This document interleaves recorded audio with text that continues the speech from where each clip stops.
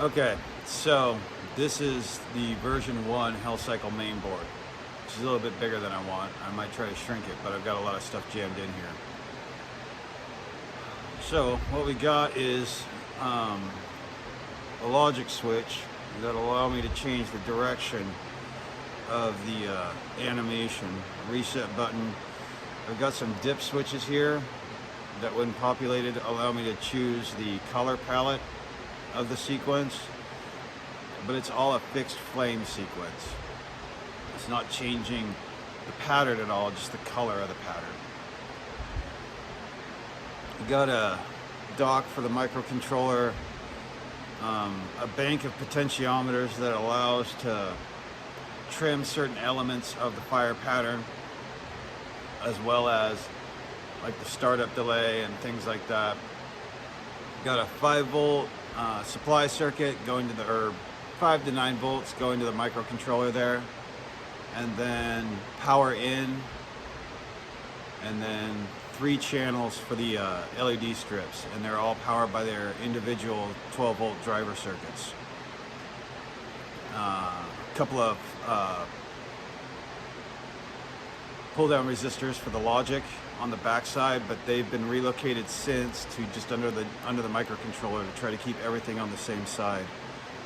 And I had space there. So version 2 of this board has been designed and is probably damn near ready for fab. I'm just giving it a few more days to kind of look at, but I've added a breakout for the remaining logic, remaining pins for additional logic and features.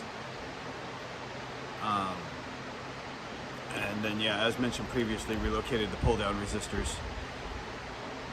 Once that's tested, it'll probably be ready to install in the bike. I've soldered this board up, had to fix a logic high-low error in the software, but got that to work, so now everything changes the way it should.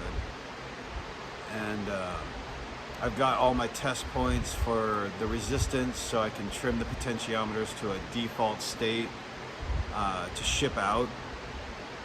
I've got test points for ground, and then all the individual supply circuits for both source, supply voltage to the microcontroller, and the 12-volt circuits. There's also headers here so that I can do current readings off of all those same power circuits, so I can understand exactly what's going on with those. Now version 3 may remove some of those elements because testing will have determined any sort of potential issues in wire gauge or supply or anything like that, and everything that I've seen so far is consistent with those being unnecessary, although knowing whether or not they're driving would be key to understanding what of these power circuit elements and which channel is potentially having issues.